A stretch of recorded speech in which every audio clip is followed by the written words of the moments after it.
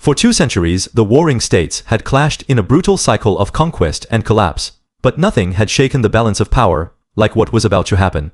One by one, the great kingdoms that had carved China into feuding fiefs would fall. But today, we uncover the first domino to tumble the state of Han, the smallest, most vulnerable, and strategically irreplaceable piece in Qin's ruthless puzzle for unification.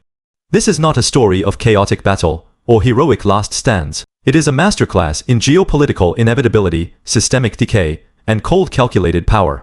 Let's dive into the dark, precise machinery that turned Han into the first casualty of Qin's imperial ambition. To understand why Han fell first, we must erase the myth that this was a random choice. This was a strategy forged over 100 years, refined by generations of Qin rulers, and perfected by King Zheng, later known as Qin Shi Huang, the first emperor of China. The blueprint was simple but deadly: Yuanjiao Jinggong, or distant friendship, near attack. Conceived by the legendary Qin statesman Fan Sui, this policy demanded that Qin prioritize conquering its immediate neighbors first, while bribing and appeasing distant powers to prevent alliances. Among all near neighbors, Han was the perfect first target. Let's look at the map, the single most important weapon in this war. Han sat at what ancient strategists called the axis of the world, the central gateway, between Qin's home in the Guanzhong Basin and the fertile Central Plains. To its west was Qin, to the north Zhao, to the east Wei, and to the south Chu. It was a nation, surrounded by wolves, with no natural mountain barriers to hide behind, no vast rivers to slow an invading army. Every road, every trade route, every military march east from Qin had to pass through Han territory. For Qin, leaving Han independent was like keeping a dagger pressed to its own throat. Han controlled the passes of Yik and Shenggao, choke points that could halt Qin's eastward expansion for decades. Controlling Han meant controlling the entire chessboard. But Han was not always a dying state. Once it had been a rising power, thanks to one of the most fascinating yet fatally flawed reforms in Chinese history, the rule of Shu, or statecraft, led by the reformer Shen Buhai, under King Zhao of Han. For 15 years, Shen Buhai transformed Han.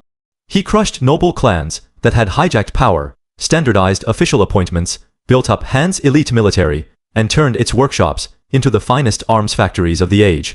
Han's bows and crossbows were legendary ancient texts, boast that their archers could pierce multiple layers of armor at 600 paces. For a generation, no state dared invade Han. But here is the tragic twist: Shen Buhai's reform was built on sand. Unlike Shang Yang's brutal institutional rule of law in Qin, which bound every citizen, soldier, and noble to a single system, Shen Buhai's rule of skill depended entirely on the ruler's personal cunning. When King Zhao died, the reform died with him. There was no lasting legal framework, no self-sustaining bureaucracy, no culture of accountability. Han quickly slid back into chaos: corrupt nobles, infighting, courtiers, a hollow army, and a treasury drained by endless tribute to stronger neighbors. By the time Ping A took the throne, Han was a ghost of its former self, a nation with great weapons, but no will to fight great walls, but no strategy to defend them. For decades, Qin had been slowly strangling Han without firing a major battle. This was not brute force.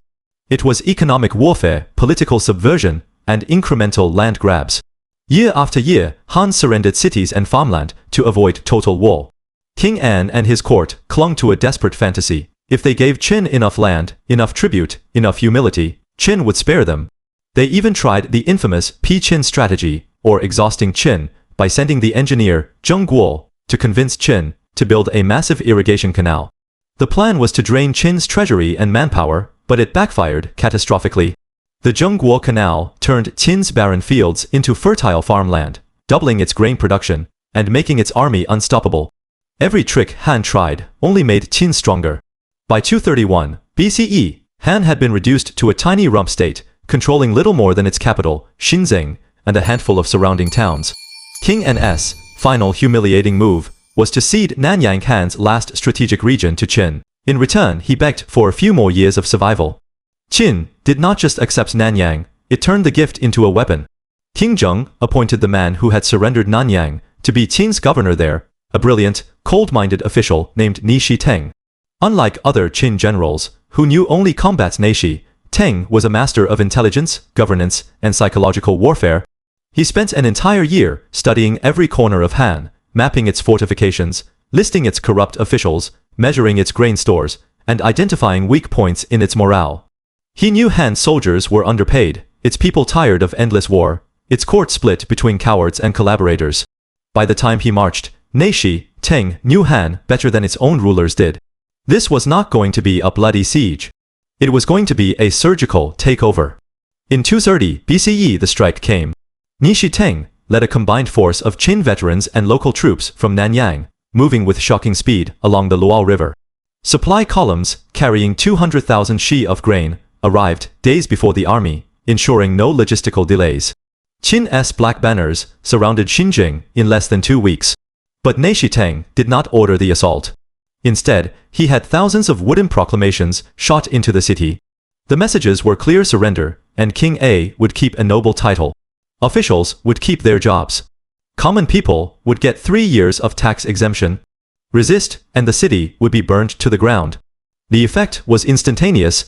Han's court collapsed into panic. The few generals who wanted to fight were outnumbered by nobles who feared losing their wealth. King An, a weak, indecisive man who had spent his reign running from conflict, could not rally his people. He opened the gates of Xinjing with no major battle, no mass casualties, no heroic last stand. Neishi Teng rode into the capital, peacefully placed King An in captivity, and seized all of Han's territory. Qin immediately renamed the region Yingchuan Commandery, placing it under direct Qin legal rule. In a matter of weeks, a nation that had existed for nearly 200 years simply ceased to be. The fall of Han is one of the most underrated turning points in ancient history. It was not the bloodiest battle, nor the most dramatic conquest, but it changed everything. Before 230 BCE, the warring state system still held alliances, shifted, borders changed, but no major kingdom had been completely erased. Han's destruction sent a shockwave through every court in China. The kings of Jiawei, Chuyan, and Qi realized with terror that Qin was no longer playing the old game of territorial gains. Qin was playing a game of total annihilation. The old rules were dead. The era of kingdoms was ending, and the era of empire was beginning. Militarily, Qin gained Han's world-class weapons factories and skilled craftsmen, upgrading its already formidable army. Strategically, Qin now held the entire Central Plains gateway, with a clear path to march against any other state. Politically, the conquest proved that the distant friendship, near attack strategy worked perfectly. It gave King Zheng the confidence to accelerate his unification campaign. Over the next 9 years, Qin would destroy Jiawei, Chuyan, and Qi one by one, using the same blueprint tested on Han. What makes this story so haunting is that Han's fate was sealed long before 230 BCE. It was doomed by its geography, trapped in the corner where every great power circled. It was doomed by its failed reform, a system that relied on one man's genius instead of lasting institutions. It was doomed by its own leadership, a court that chose short-term survival over long-term strength. And it was doomed by Qin's relentless century-long plan, a machine of power that did not rush, did not hesitate, and did not show mercy. Han was not defeated, it was dismantled, piece by piece, until nothing was left but a name in history. This is the cold truth of empire. The first fall is never a mistake. It is a choice, a calculation, a first step toward remaking the world. The story of Qin's conquest of Han is not just about one kingdom's death. It is about the birth of modern China, a nation built on the bones of war strategy and unyielding ambition. If you enjoyed this journey into ancient China, hit like, drop a comment, and subscribe for more epic history.